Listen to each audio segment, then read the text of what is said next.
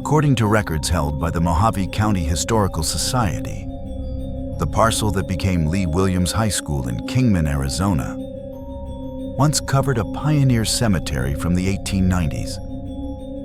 Miners, railroad men, young mothers, nameless infants. Wooden markers rotted, families moved on, and the desert did what deserts do. It erased. By the time the district drew its plans, the past was a rumor beneath asphalt. In the spring of 2013, the first weeks of excavation produced what crews expected: sandstone, caliche, tangled roots. On the third week, the ground changed. A backhoe bucket brought up coffin wood, iron nails beaten by hand, a rusted belt buckle the size of a palm, a child's shoe with no laces, then bone. The site report ultimately listed 11 burial locations inside the construction perimeter, 7 coffins intact. The rest, partial skeletons, disarticulated by time and weather, scattered thin as memory. Work stopped. Archaeologists came with clipboards and plastic crates. They cataloged, photographed, reinterred at a nearby cemetery. The official phrasing was orderly, untroubled. Unofficially, workers said the count never matched. That some nights, under portable lights, bags were moved to trucks quietly so the schedule would hold. By late August, the building gleamed in the sun. Fresh, drywall breath, windows like clean teeth, floors that echoed a little too long when you walked them. Students filed in the way students always do. New shoes, nervous laughter, lockers slamming to test the sound. Most didn't know. Some did and didn't care. The ground is the ground, and school is school. The first disturbances were bureaucratic in tone. Motion sensors triggered after midnight and named the West Wing. Security cameras recorded a brief wash of light where light shouldn't be. Custodians complained that two-way radios died in the same corridor and returned only when they stepped back into the main hall. This, administration said, was calibration, new wiring, settling systems. They said it in meetings and emails. They said it without looking at one another. By October, small things became arrangements. Teachers unlocked rooms to find lights already on, blinds raised, books stacked with a care that felt like intention. Dana Lehrman, a science instructor, left for a faculty meeting and returned to see every microscope in her lab placed on the floor in a perfect circle. Eyepieces angled inward, as if waiting for something in the center to appear. There had been no passers-by, no students with keys, no explanation that didn't require belief. Footsteps joined next. The sound of boots pacing a hallway long after the last bus had pulled away. Slow and metronomic, a presence more than a person. In maintenance log number 14, LWH-23, dated October 8, 2013, someone with tidy handwriting wrote, "Audible knocks observed near custodial storage at 21:37 hours. Source not identified. Perimeter secure. Electrical systems normal." The line sits between two ordinary entries about a broken hinge and an empty soap dispenser. Halloween brought cameras. The Kingman Daily Miner asked for access to do a seasonal piece on haunted buildings. They were escorted. They smiled. They filmed. In the raw audio, at the 47-second mark as a cameraman narrates down a dark west corridor, a voice, male, lower than the narrators, close to the microphone, whispers 2 words: "Get out." No one heard it at the time. They heard it the next morning in the editing suite when the audio tech lifted his headphones, pressed them to a producer's ear, and waited for her face to change. The students found the idea of a haunted school both predictable and irresistible. They dared one another to linger in the locker rooms, to hold phones high after evening practice and catch whatever might move in a digital pane. The sealed utility door, welded shut after repeated false alarms from the motion sensor behind it, became a kind of shrine of nonchalance. Knock twice, laugh loud, walk away quickly.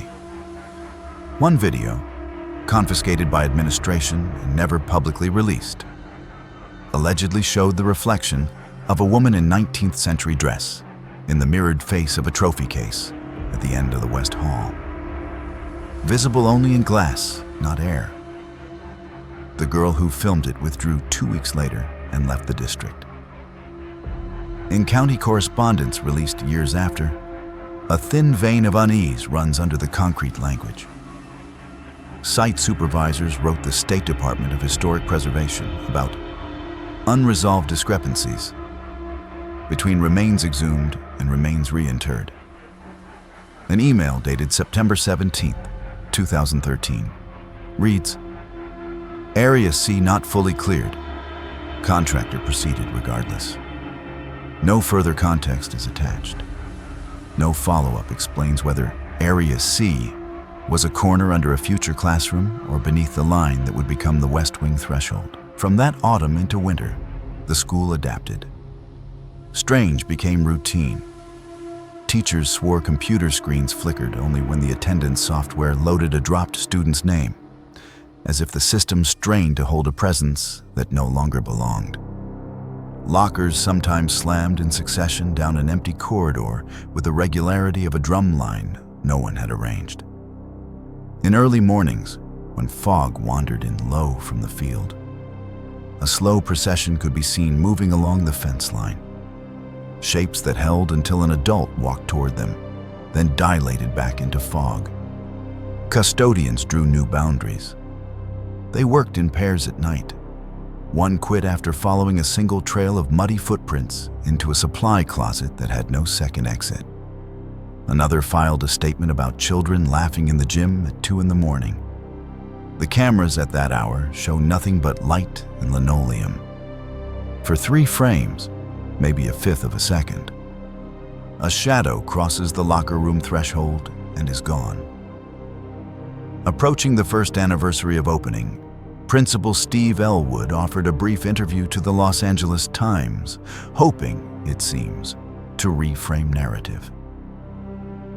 "If there are ghosts here," he said, "they're just part of our history. They were here before us." The line traveled efficiently across blogs and local broadcasts. "Most haunted. Graveyard School. They were here before us." A sentence that feels both generous and resigned. What never reached the public that month arrived overnight to a district archive. A recording from a fixed camera in the West Wing corridor, 2:14 a.m. The tape shows emptiness. Fluorescent hum, then static as if someone pushed a hand across the lens without touching it. 17 seconds later, the image returns. A single chair stands in the center of the hall, turned toward the camera. No motion before, no motion after. The file ends. The next morning, maintenance returned the chair to storage. An email confirms the task. No one writes how the chair came to be there. Official narratives are practical by design. After the Halloween coverage, after the whispers and maintenance notes, the school year advanced. Pep rallies, midterms, early release days. The extraordinary folded itself into the ordinary because the ordinary had no choice. But for people who worked late, coaches with paperwork, clerks closing out the register, custodians on their last walk, the building developed a second sound beneath the first. If you stood in the west corridor after midnight, you could hear the ballast in the lights, the thin squeal of a monitor, the far refrigerator's motor, and something under the floor not captured by equipment. A low, consistent tapping, almost polite, almost patient. The cadence of footsteps measured out below the concrete, as if someone were tracing a path that predated hallways and would outlast them. there are explanations. Construction settles. Wires arc. Young buildings glitch themselves into comfort.